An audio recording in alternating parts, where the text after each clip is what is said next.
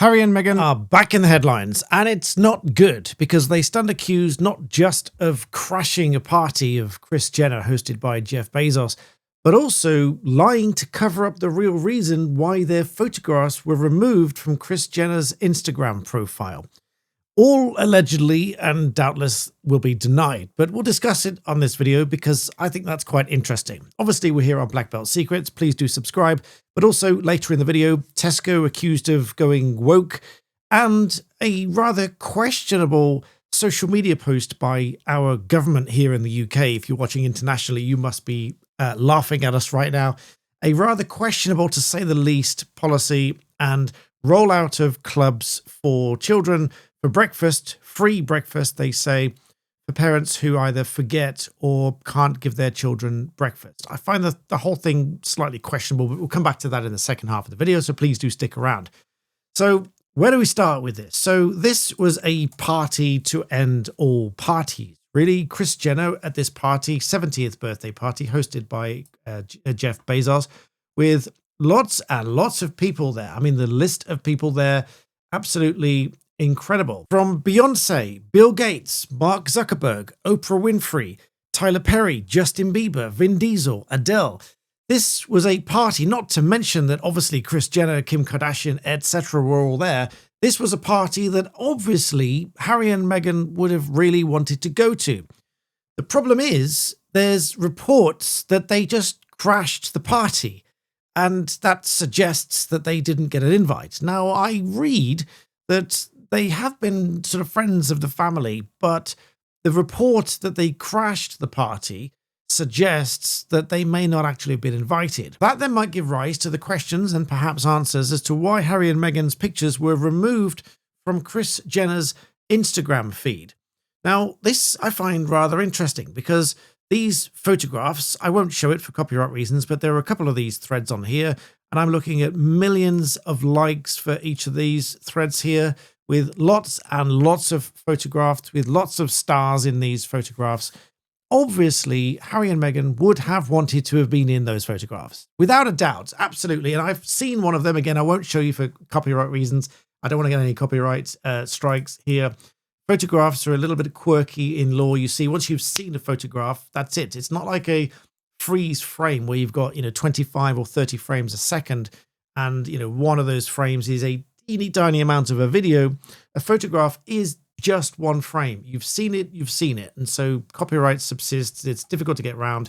I know a lot of channels, we're going on a segue here. A lot of channels use photographs in their videos. I would recommend against it because, 9 times out of 10, you're probably okay if you're talking about it.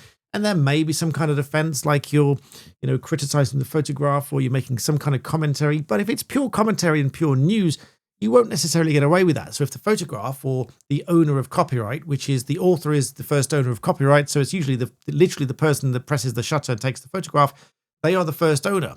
And unless they've contracted it to somebody, which on occasion like this, they probably have, they've probably contracted the copyright rights to Kris Jenner and family in general.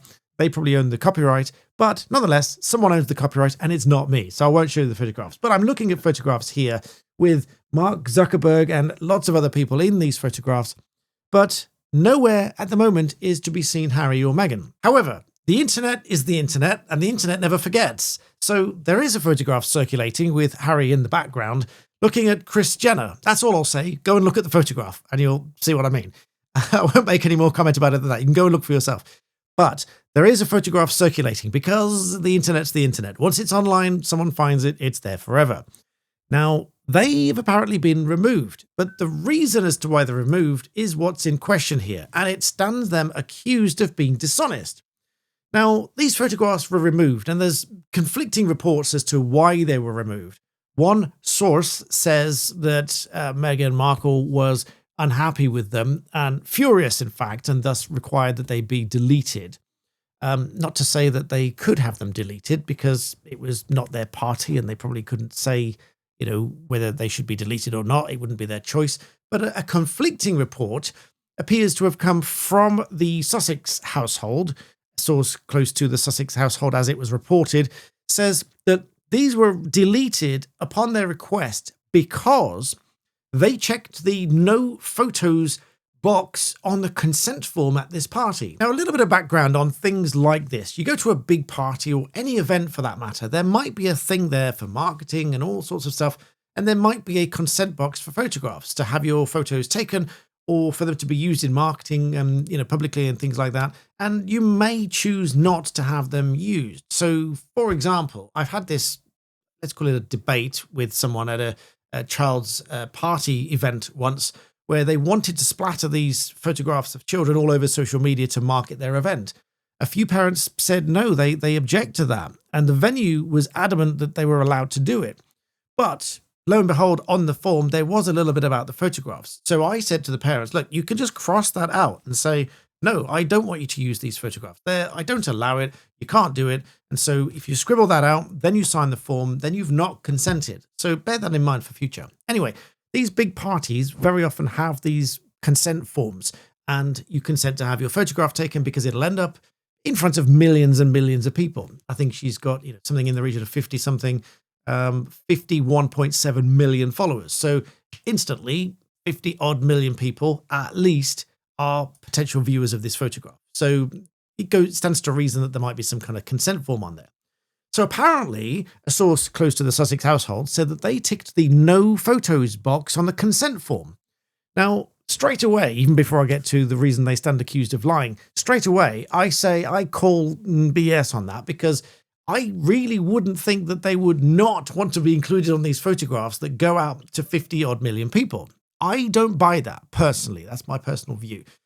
However, it gets worse than that, because then an insider close to the Kardashian family then said, well, actually, there weren't any consent forms at all. Nobody was given any consent forms. And so this directly contradicts the account given by the source close to the Sussex household, and said that actually there were no consent forms at all. So who's correct here? Because if you read the Royalist Substack, you've got two directly contradictory points of view here.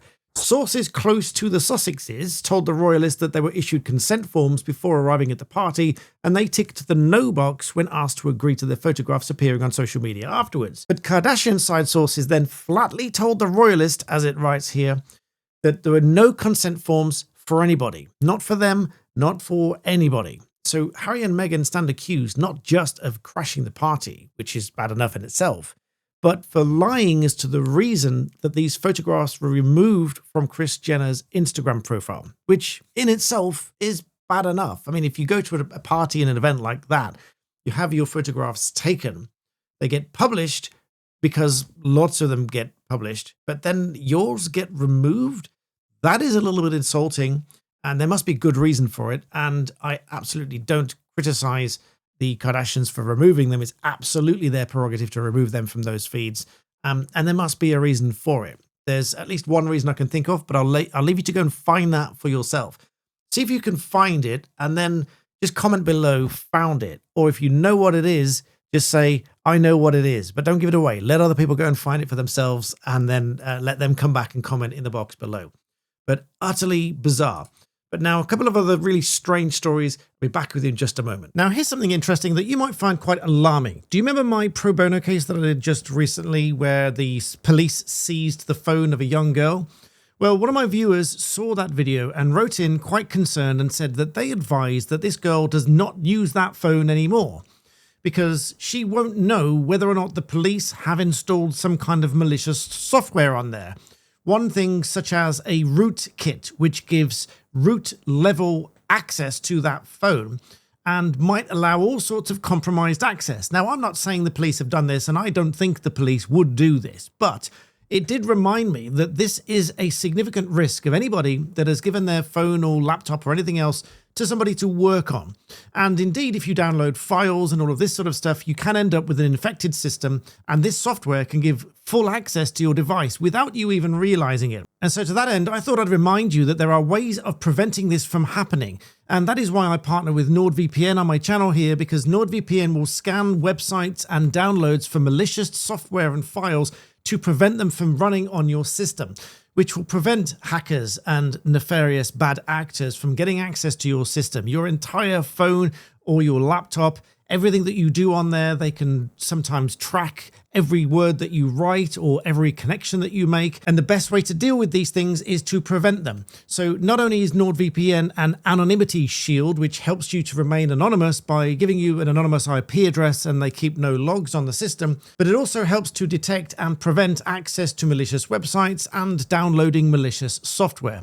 And as a partner to my channel, you get up to 4 months extra free off the plan using my link nordvpn.com/blackbeltsecrets. I'll put it in the description below. On top of any other deal that they're running, you'll get up to 4 months extra free and you'll be that little bit safer when you browse online. So check out NordVPN today. Okay, so 2 more gossip stories for this secrets video. I kind of like this gossip series on this channel. It's kind of fun to do. It's very different from my legal stuff. But first of all, Tesco's accused of going woke. Now, I kind of like Tesco because it's sort of very straightforward. It's always got what we want. The staff are always friendly. So this is not a bash Tesco video.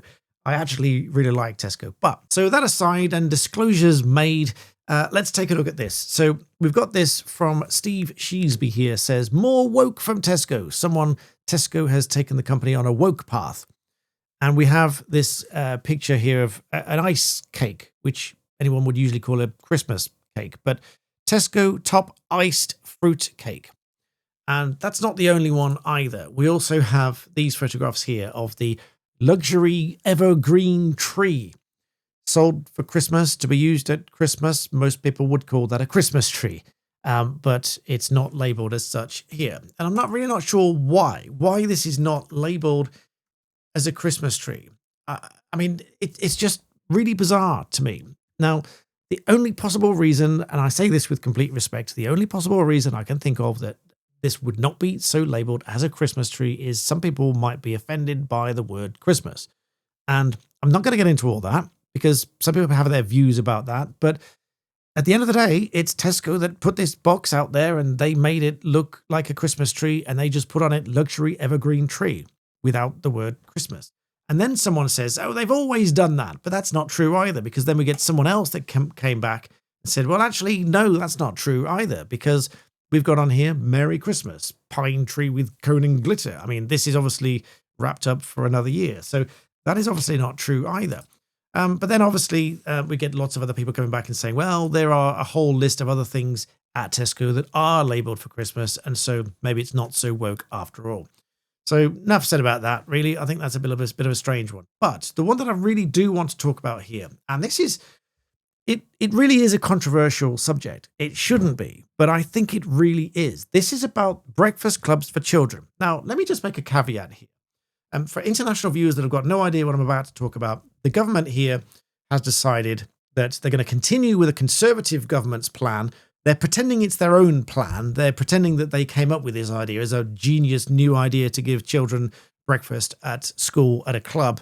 And this is their new fantastic idea. It's not their idea. It was brought about by conservatives some years ago.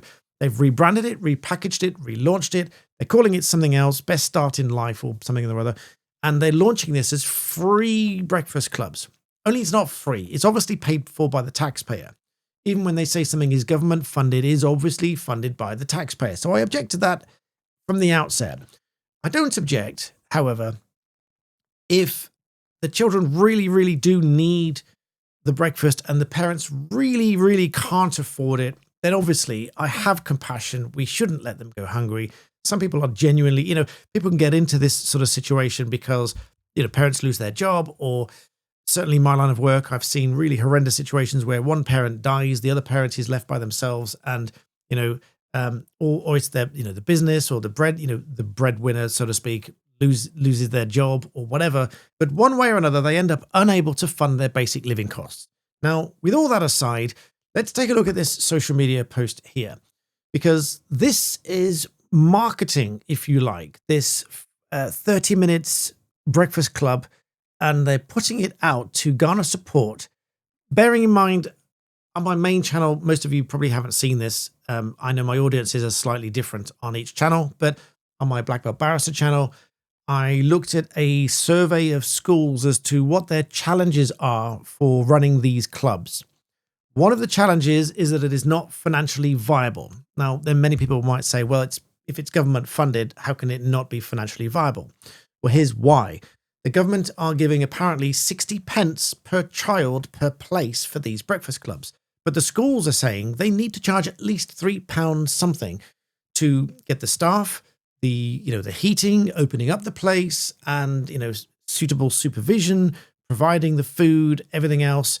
They need about £3 a child to do that for that 30 minutes. And for that reason, 75% of schools said this was not financially viable. Nonetheless, the government's putting out this propaganda, if you like, trying to encourage people to get on board with this free breakfast club thing in the morning. But when you watch it, you'll see what my objections are. So with all the background in mind, and I know I'm labouring the point, but with all the background in mind, it is supposed to be for those that cannot afford the breakfast and they need to get them into school early because they've got a job or something like that. So they need that 30 minutes so they can get into work, allows them to get to work, and all those reasons. That in mind, let's have a listen to the reasons given in this video here. It says in the post, what would you do with an extra 30 minutes in your day? Free breakfast clubs are transforming mornings for 500,000 children. That's 95 precious hours back each year while children get a nutritious start to their day, which is debatable in itself. Listen to this. These were the reasons put out on social media as to what people would do with an extra 30 minutes by putting their child into a free taxpayer-funded breakfast club so that they could do something else. Listen to this. Get like a 5-minute nap, even though it's not enough, but rather relax.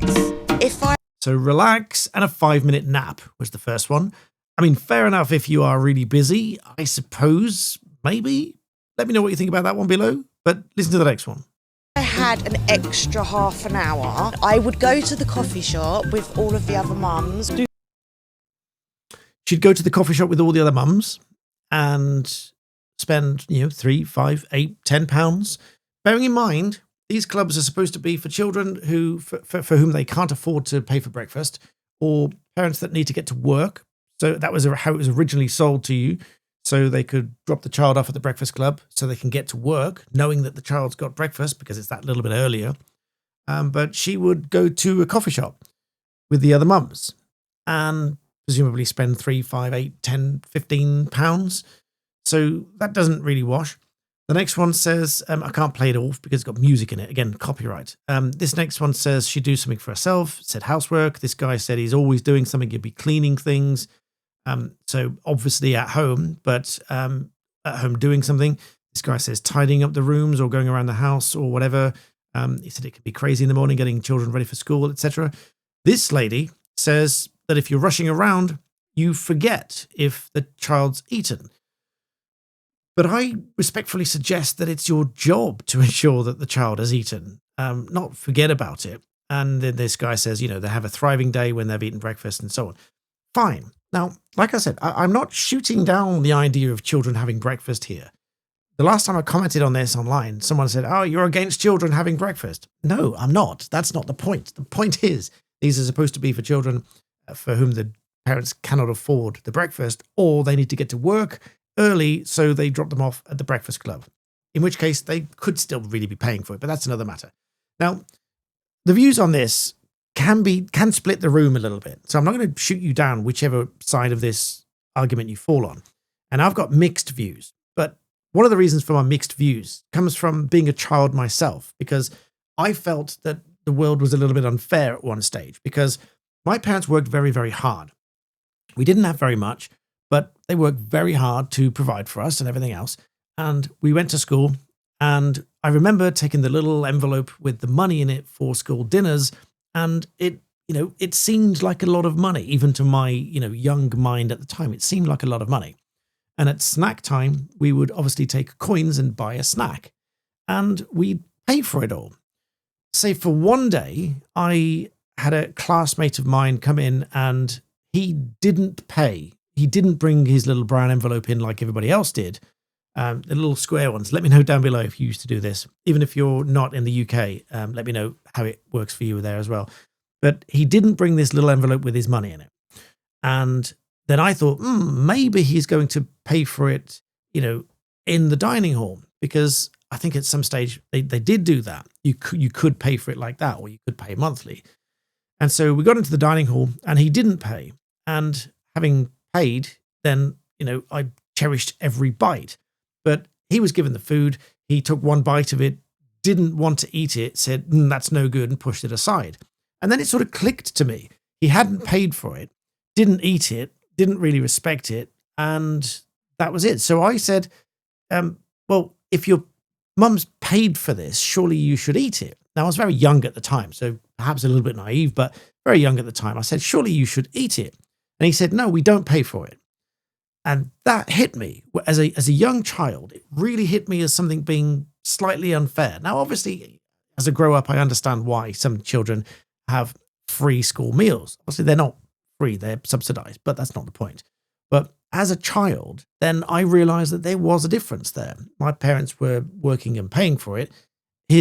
As I learned, and the reason for it is his mum was a single mum.